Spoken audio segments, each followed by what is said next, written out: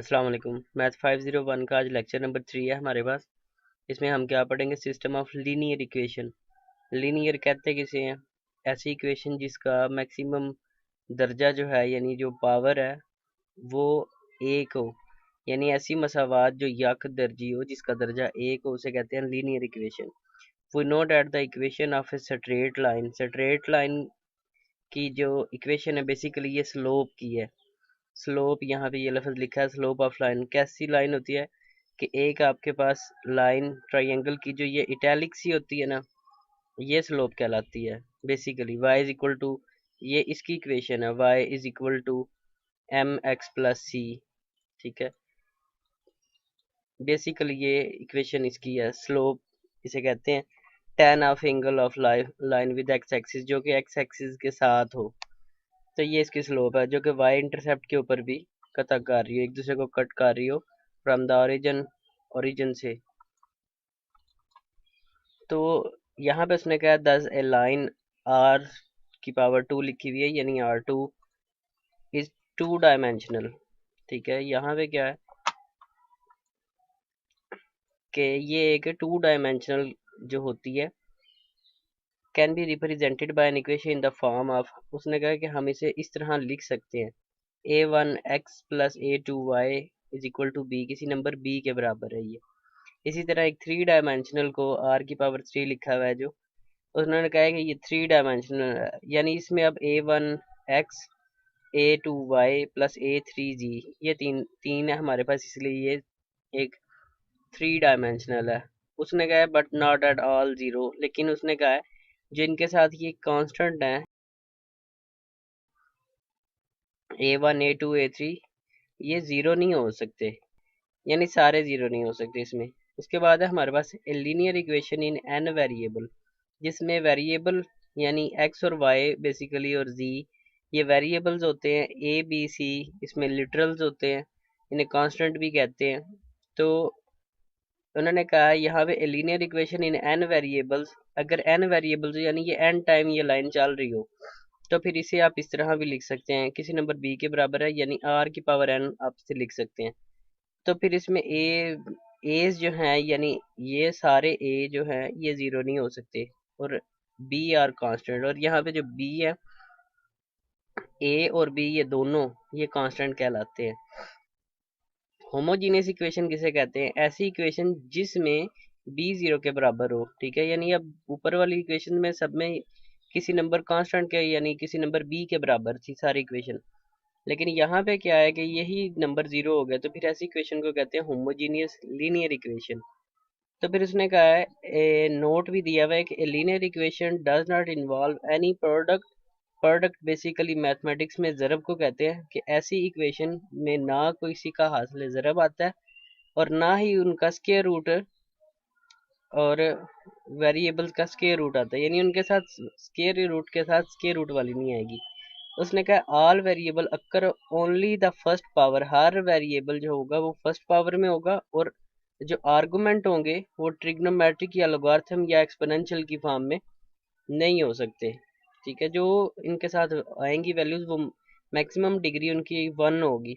यहाँ पे आपको x1 की पावर 1, x2 की पावर 1, x3 की भी पावर 1 नजर आ रही है, इनके स्केयर नहीं लगे हुए, तो ये बेसिकली कहलाती हैं एक पावर वाली, यानी इनकी डिग्री 1 है। तो फिर ये सारी इसी तरह ये स्क्वायर रूट है, एक्सपोनेंशियल की फॉर्म में नहीं है। अगर इसे एक्सपोनेंशियल की फॉर्म में लिखना उसके रूट ऑफ 5 को, तो ये एक्सपोनेंट होता है 1/2, इसे बेसिकली एक्सपोनेंट कहते हैं, पावर को कहते हैं। तो ये इस तरह नहीं लिखा हुआ बल्कि इस तरह लिखा हुआ है। ठीक है, तो यहाँ पे क्या है, ये सारी इक्वेशन है। उसने कहा the equation 3x1 minus 2x2 is equal to x1 x2, उसने कहा ये, और जो ये वाली रकम है उसने कहा कि ये जो दो रकमें हैं ये लीनियर नहीं है। उसकी वजह क्या है कि उसने कहा है कि क्योंकि इसमें x1 और x2 आ गया इस वाली में, and the first equation square root of x1 is the second, और यहाँ पे क्या है कि इसके वेरिएबल का स्क्वायर रूट आ गया। तो यहाँ पे उसने कहा the system of linear equation, चूंकि ऊपर फिर जब हम स्केयरिंग करेंगे, स्केयरिंग करने के बाद इसका स्केयर आ जाएगा, फिर आपके पास दो आंसर आएंगे, तो वो लीनियर नहीं रहेगी। तो उसके बाद है system of linear equation. A finite set of linear equation is called set of linear equation और लीनियर इक्वेशन। फाइनाइट सेट क्या होती है कि फाइनाइट बेसिकली कहते हैं कोई चीज़ अगर रुक जाए, स्टॉप हो जाए, काउंटेबल हो, तो वो कहलाती है linear equation. Maximum degree basically जिसकी 1 हो। उसमें इसने कहा है जो उसके वेरिएबल्स होते हैं लीनियर सिस्टम के अंदर वो अननोन्स कहलाते हैं। इसमें जो x1 x2 x3 ये हमारे लिए अननोन वैल्यूज हैं। बाकी का हमें पता है कि ये 4 है, ये 1 है और ये 3 है, ये -1 होता है। तो इसमें x1 x2 x3 जो है ये अननोन कहलाते हैं। General system of linear equation क्या है? लीनियर इक्वेशन में उसने कहा है कि आप उसको इस तरह भी लिख सकते हैं जैसे कि हम पहले पढ़ के आए हैं कि कोई ये किसी नंबर कांस्टेंट के बराबर होते हैं, b के बराबर थे, यहाँ पे b1 इस्तेमाल हुआ चूँकि यहाँ पे x1 x2 x3 की वजह से, और फिर दोबारा a21 यानी दूसरी रो का पहला पहला कॉलम बनता है ये, और ये दूसरी रो का दूसरा कॉलम बनता है, इसलिए a22 लिखा हुआ है। और ये दूसरी रो का nth कॉलम बनता है, यानी कॉलम बेसिकली वर्टिकल लाइंस होती हैं जैसे कि ये सारे कॉलम हैं। और जब हम इन्हें दूसरे तरीके से यानी इस तरह अगर देखें तो ये रोज कहलाती हैं इतना। तो ये चीज़ इसमें यानी है बेसिकली ये भी रो में, ये सारा रो कहलाता है और ये सारे कॉलम कहलाते हैं।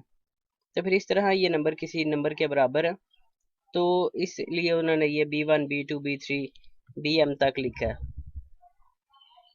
उसके बाद क्या है, a solution system of linear equation. अब इन्हें हल करने के तरीके क्या हैं कि उन्होंने कहा है जी a solution of linear system is unknown values is a sequence of n numbers, x1 से लेके xn तक सीक्वेंस है उनकी n नंबर्स तक। तो फिर इसमें जो पहले का सोल्यूशन होगा वो s1 s2 s3 यानी इस तरह इनके सोल्यूशन जो होंगे, तो जिनके लिए ये वैल्यूज ट्रू होंगी तो वो क्या कहलाएंगे कि वो इनके सोल्यूशन है। तो फिर इनके सोल्यूशन सेट ये होगा linear equation with two unknowns. अब अगर कोई वैल्यू आपके पास यानी 2 डायमेंशनल आ गई है, x1 x और y इसमें आ गए आपके पास, तो इस तरह को आप किस तरह हल करेंगे? इस तरह की अगर कोई इक्वेशन आ जाए, for example consider the linear equation, ये लीनियर है एक इक्वेशन और ये दूसरी इक्वेशन है।